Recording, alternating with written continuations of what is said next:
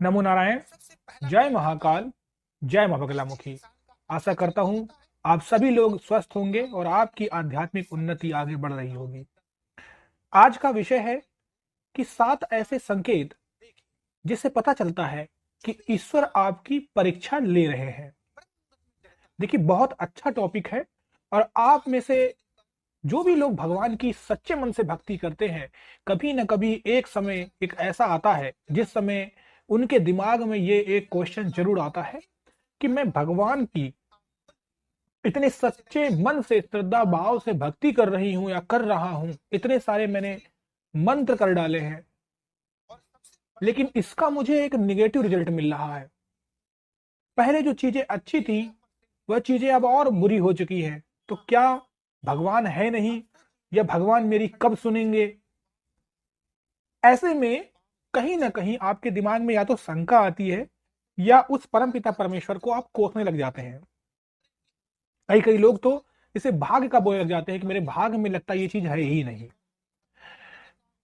तो सबसे पहले इस टॉपिक को इस तरीके से समझते हैं कि देखिए, जो आपकी पूजा पाठ होती है वह दो प्रकार की होती है। एक होती है अपने लिए और दूसरी होती है भगवान के लिए। अब ये अपने लिए और भगवान के लिए क्या है?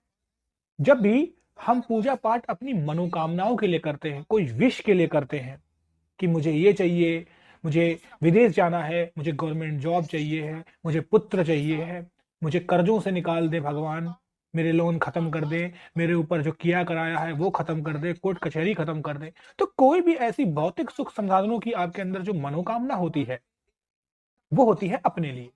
और जिस समय आप सूरदास और मीराबाई जैसी भक्ति करते हैं जिसमें कोई भी चाह नहीं होती है, भक्त प्रहलाद जैसी भक्ति करते हैं जहां पर आपके अंदर कोई मनोकामना नहीं रहती है, तो वो होती है भगवान की भक्ति।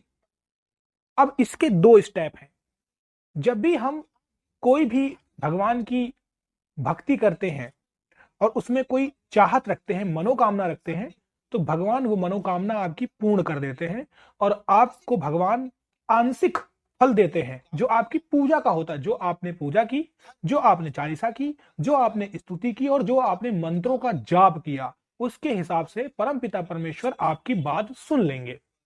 यानी ऐसे लोगों पर भी भगवान का हाथ होता है। अब आती है दूसरी बात।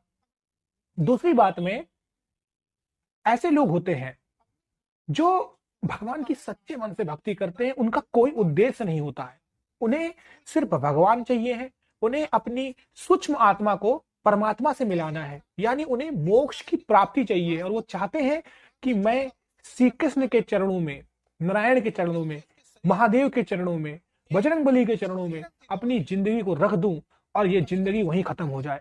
आप समझ सकते हैं कि ये भक्ति किस लेवल की हुई। जब ऐसे लेवल की भक्ति होती है तो ऐसे बहुत से लोग हैं जो ये भक्ति करते हैं, तब भगवान बाध्य होके उस इंसान की भी परीक्षा लेना स्टार्ट कर देते हैं, यानी चालू कर देते हैं। फिर क्या होता है? फिर होता है कि उनके घर में मानसिक पीड़ा होने लगती है, परिवार में कलह होने लगता है, कर्जे बढ़ जाते हैं, लोन लेना स्टार्ट कर देते हैं, पैसे के सारे स्रोत खत्म हो जाते हैं, भुखमरी की जिंदगी आ जाती है, रोग होने लगता है एक एक करके, कोर्ट कचहरी के चक्कर लग जाते हैं, उन पे लांछन लगने लग जाता है। जितने भी काम होते हैं, जो होने वाले होते हैं, वो होते नहीं है, धीरे धीरे सब बंद हो जाते हैं। उनके आसपास के लोग, उनके रिलेटिव, सगे संबंधी और इवन पड़ोसी भी उनके धीरे धीरे दुश्मन हो जाते हैं। ऐसे लोग का भाग भी साथ नहीं देता है। ये क्या होता है? ये होता है परीक्षा।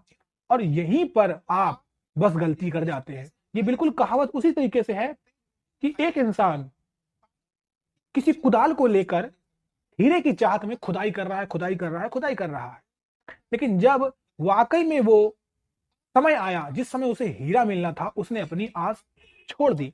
हम जब भी किसी भगवान की भक्ति करते हैं तो भगवान इस हद तक आपको पागल नहीं करता है कि आप बिल्कुल कंगाल हो जाएं और खुदकुशी कर लें।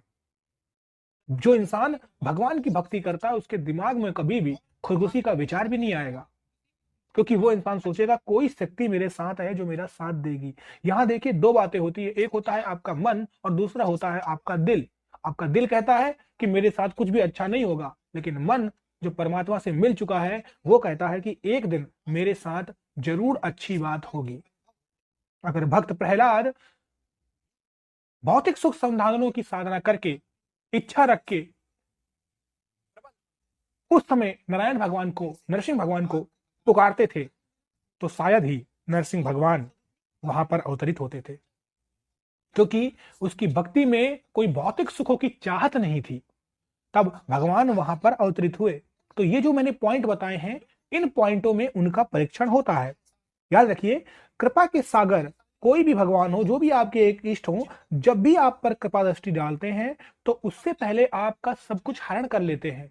हमने अपने पहले के टॉपिक में भी आपको बताया हुआ है कि जब भी आपका जो शरीर है ये एक मंदिर है, देखिए ये भी एक मंदिर है। एक मंदिर वो है जहां पे आप पूजा करते हैं, और एक मंदिर आपकी बॉडी भी है, और इस बॉडी के अंदर बहुत सारे देवी देवता हैं। जब यह बॉडी मलिन खत्म हो जाएगी, बिल्कुल मलिन चीजों से हट जाएगी, आपके जितने भी दुखों के कारण होते हैं जो आपको घेरते, जैसे ईर्ष्या, लालच, काम, वासना, क्रोध, ये सब चीजें जब धीरे धीरे हट जाएंगी, पवित्र हो जाएगी, तो उस आत्मा में वो परमात्मा विराजमान हो जाएंगे। यानी आपका जो शरीर है वो अब मंदिर बन चुका है। तो सबसे पहले भगवान भक्त की परीक्षा जरूर लेते हैं, ये एकदम सच्चाई है। आपको इतनी आसानी से कभी भगवान नहीं मिलेंगे।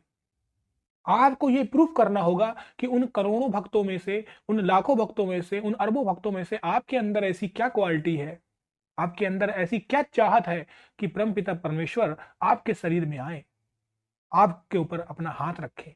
अगर आपकी भक्ति सिर्फ भौतिक सुख संसाधनों के लिए है तो भी आपको जरूर फायदा मिलेगा। ऐसा नहीं है कि परमपिता परमेश्वर तब आपकी बात नहीं सुनेंगे, तब भी सुनेंगे। लेकिन एक बात याद रखिए, जहां पर भी माया होगी वहां पर हरि नहीं होंगे। यानी जब भी आपकी ये चाहत, जिस चीज के लिए आप वरदान ले रहे हैं, मनोकामना रख रहे हैं, तब आप उस चीज को पा नहीं पाएंगे। आप सिर्फ भगवान को नहीं पा पाएंगे, वो मनोकामना आप पा लेंगे। देखिए इसका एक एग्जाम्पल समझिए।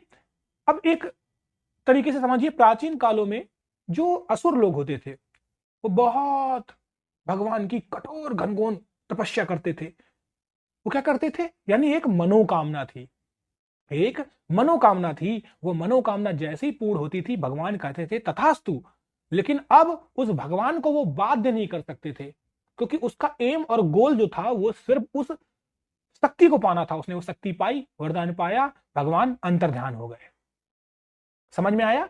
यानी आप परमपिता परमेश्वर को नहीं पा पाए। परमपिता परमेश्वर केवल आपके भक्ति भाव से बन सकते हैं, मनोकामना से नहीं। तो मनोकामना अगर आपकी बड़ी है तो भी आपको आशीर्वाद मिलेगा। ईश्वर सबके लिए ही समान है, एक समान है। उसके अनेक रूप हैं जो उसने आप लोगों के लिए ही बनाए हैं। आप जिस भी रूप में चाहें उसे पूज सकते हैं, कोई भी समस्या नहीं है। हताश निराश मत होइए। एक समय वो आएगा जब आपकी भक्ति 100% सुनी जाएगी, और इस ही जन्म में सुनी जाएगी।